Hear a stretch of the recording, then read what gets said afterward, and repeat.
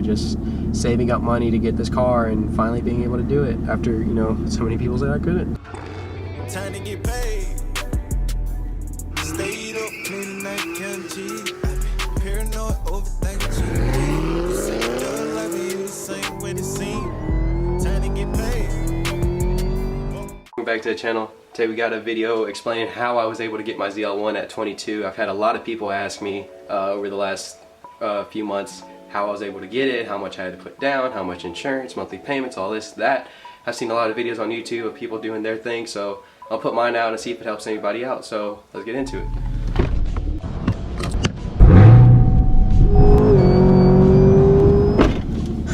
Alright guys, so story of how I was able to get my 2018 ZL1 at 22 years old, and how much do I pay for it?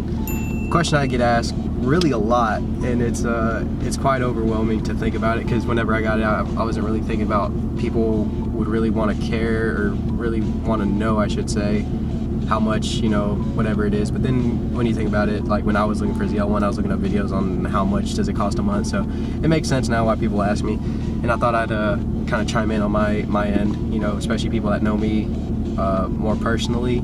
They kind of know what I do for a living and stuff like that, so they want to get a little insight on what it costs. So this is what this video is. So my goal was to get it in January, so we definitely killed the goal by 3 months, so that made me feel really good. But yeah, so I actually did try to get 2 ZL1s pretty early on in the year, like in July and August, I think, was the 2 times I tried to get the car. So the first time that I tried to get a ZL1, it was like 5 hours away, and it just fell through. What had happened was I was talking to them over the phone. We exchanged some information, sent them the VIN number, got trade-in value, which they're the one that appraised the car for $24,000. Kelly Blue Book, that's how I know the value now. But ended up, you know, we were talking for a good bit, and then they kind of went silent. It was through text. After we had got off the phone, they went silent for like an hour and a half, 2 hours, and I get a text saying, hey, we just sold a ZL1.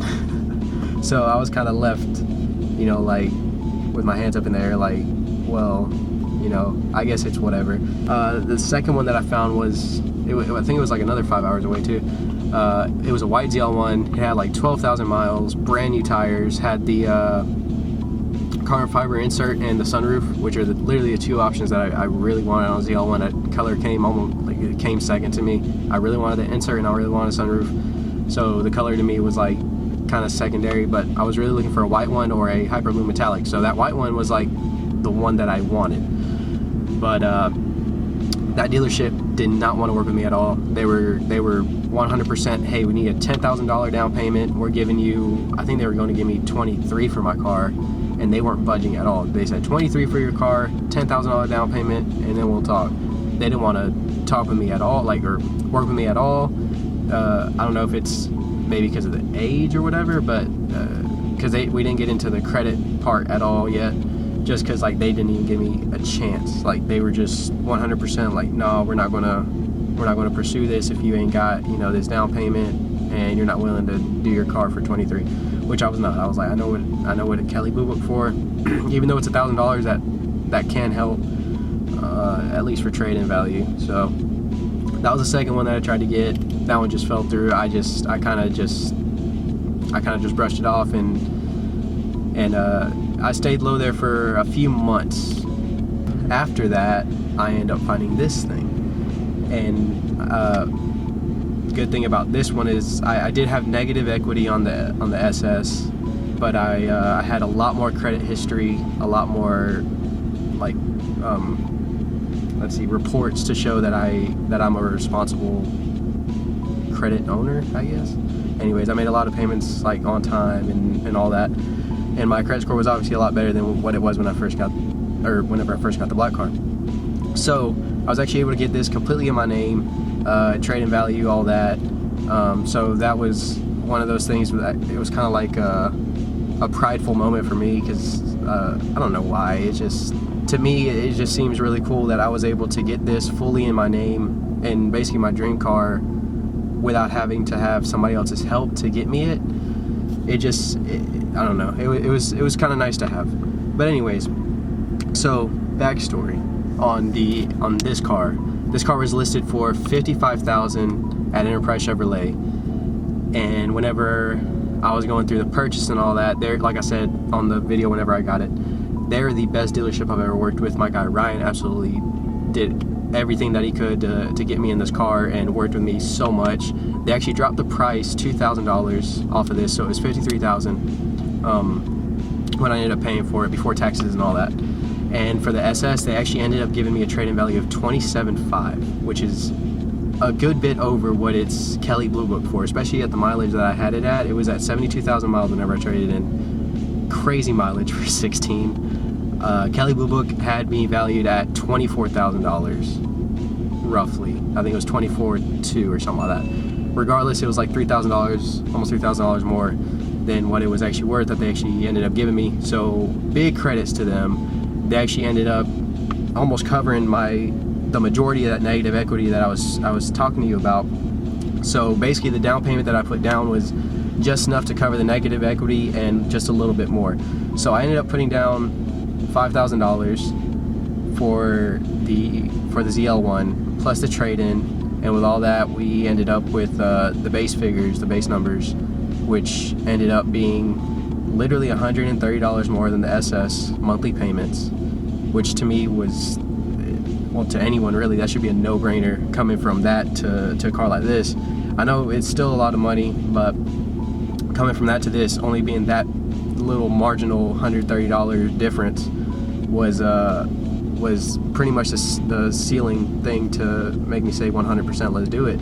After he came back with those numbers, we went and signed paperwork, did all that, called the insurance to get a quote to make sure that they weren't going to, you know, just absolutely like send it through the roof. Ended up only being roughly around $100 more as well, so really not paying that much more a month than the SS.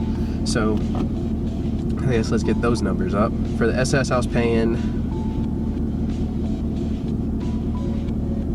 $764 a month for the car payment, and that was a 15% interest.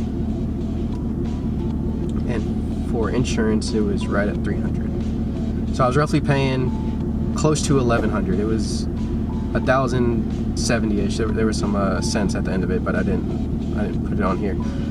So basically $1,100 a month, roughly, right? And for this car, obviously for 52 or 53, a little bit pricier than the SS, to say the least, but lower interest, which helped me out just a ton. So for this, I'm paying $889 a month, monthly payments for the ZL1 for 6 years. Same as the SS. The SS was also 6 years. This is also 6 years. And for insurance, I'm paying right at $400. So that's basically $1,300 a month. It's a little bit less, but rough figures, we'll do it like we did the SS. So $200 more a month that I'm paying for the ZL1 than what I was originally paying for the SS. So that's why whenever I got it for such a low price, it was kind of like, you know, mind-blowing to me that I was at, you know, fortunate to be able to get a good bank to finance me for that interest rate, you know. So I'm very fortunate. Again, like I said, this car was a used car. Obviously I couldn't afford it for a brand new, but it had 38,000 miles whenever I got it, and obviously it had the wrap already done to it, which is already a $3,500 job. The carbon fiber cold air induction intake, which is a $750 intake, and the Corsa Extreme axle backs, which don't have the valves, so I think those are $1,400, still very expensive. So all that was already done to the car. So I mean, for that price, it was literally a no-brainer for me to just go ahead and bite the bullet and get the car.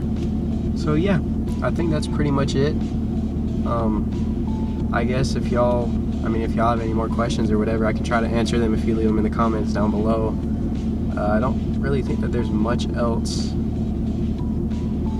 that I can think of besides maybe service fees, but I haven't had the car that long, so I've only had one oil change so far, and that was like $70 for an oil change.